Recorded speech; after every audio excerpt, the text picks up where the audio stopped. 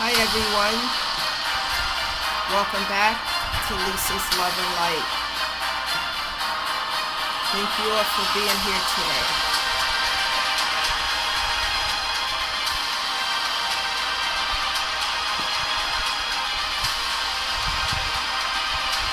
Topic of discussion today is healing and minimizing toxicity. Healing and minimizing toxicity is the topic of discussion today. Thank you all for being here and thank you for being patient with me. Had some technical difficulties yesterday, but I'm here today. And thank you all for showing up, subscribing to the channel, sending comments.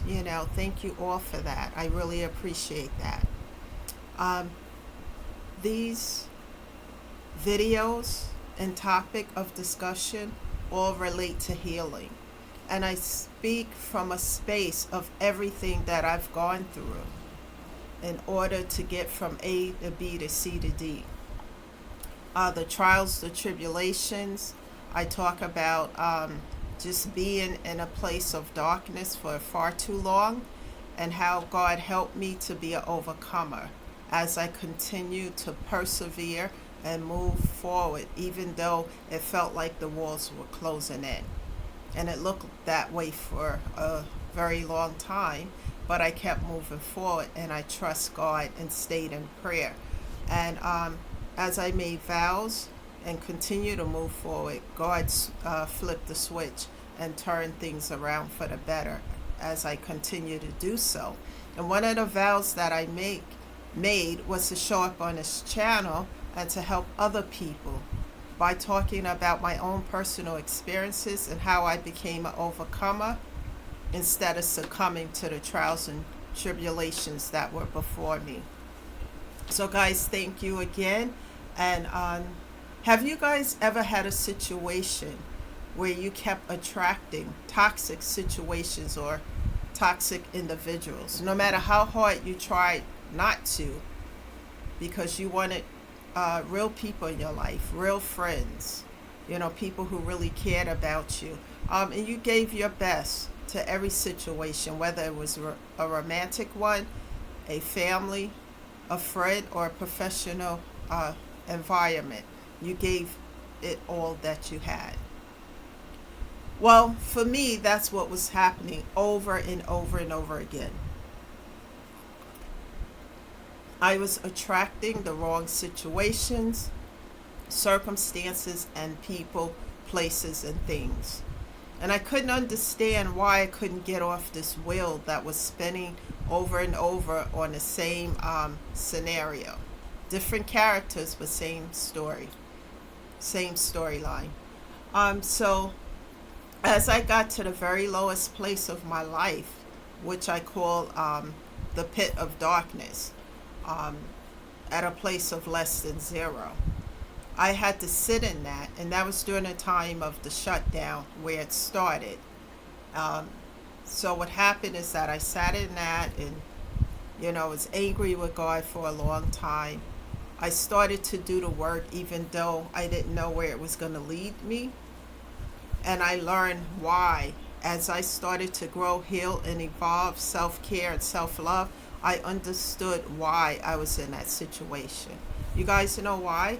Because I kept attracting the wrong situations and circumstances and people because I wasn't learning lessons. People, places, and circumstances and situations come into our life for a reason, a season, a lifetime, or a lesson. And in my case, it was unlearned lessons. So each time I didn't learn a lesson and I failed at it, it came around again. It will spin again. Different characters, same scenario, but worse than ever. When we don't learn these lessons, what happens is that the wheel keeps spinning. And each time it spins around and that lesson comes back, the lesson comes back worse than ever. So if we don't learn, for example, the second time around, the third time is going to be worse, and the fourth time worse than ever. So that's what I when I put my mindset to a different perspective to see what the situation was, that's what it was. And so what I started to do is to stay in prayer, asking God to help me as I take steps so that I can do things differently, so I don't keep attracting this toxicity and narcissistic individuals and things that I did not want or deserve in my life. So one thing that I did is started therapy in a place of a therapist that can help me one day at a time, one step at a time. And my therapist helped me by doing a pro and con list, which was very good because it helped me to see what I was putting out and giving and what the other characters in this storyline was giving. And when I recognized that the pros were more of what I was giving, and the cons, I was getting breadcrumbs and I wasn't getting what I deserve, and definitely wasn't attracting people for my highest good. So I also started to read the red sirens. Our intuition will kick in when there's a problem or a situation. I wasn't listening to my intuition. I was ignoring it because I wanted to be accepted by people, wanted them to like me, but I was going about things the wrong way because I wasn't being my authentic self. So I had to learn to do that regardless. I decided to make better decisions for my life when I would see the red flags and things were going in that direction of toxicity. I made better decisions so I don't have to repeat the lessons again. And why does it seem like these things happen more than often? And like I said, unlearned lessons. I had this problem for a long, long time until I started paying attention to the red flags and listening to my intuition. And after that, I started setting some strong boundaries with other people, or the characters involved in the storyline. And some people, accepted that. Most of them didn't. They kept stepping and crossing and jumping over the boundaries that I set. Once I reiterated once or two times, then I cut off, block, and deleted because I needed to stay focused on my healing because my mental and physical health was being affected by all these toxic situations. I also decided to change my broken mindset by looking at things from a different perspective. And one of the ways I took my power back was to forgive all parties involved that transgressed against me, and then I forgave myself for the things that I did that was wrong and for allowing this situation to continue for far too long. And as I did all these things and stayed in prayer with God, I let it all go. And as I forgive myself and moved on, things start to get better in my life. When you learn lessons and you learn, sorry guys, I have some notes here. When you learn these lessons and you see things from a different perspective instead of from a place of brokenness, then you can change things for the better, especially when you start to self-love on yourself and you self-care. You start to attract all the things that you want in life. You want love. You attract it. You don't have to chase after it. It will come towards you as you start to love yourself. Because as you start to love yourself and heal, you don't do things that are not for your highest good. You recognize the lessons because you've gone through it so many times. Now you recognize what it looked like and you can detour so you don't have to repeat. You start to be careful not to accept anything in your life at this point that's not for your highest good. When you learn lessons, you are very careful not to repeat them because you understand that if you repeat them, it's going to come back worse than ever.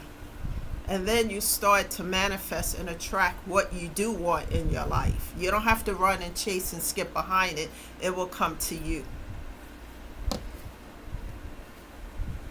Here's the key question that I keep asking myself. Before I give my heart to someone, will they let me be me? Because in the past, I was giving my heart to the wrong people because they wanted me to be self-servant to them, to their needs. Forget about your needs, Lisa.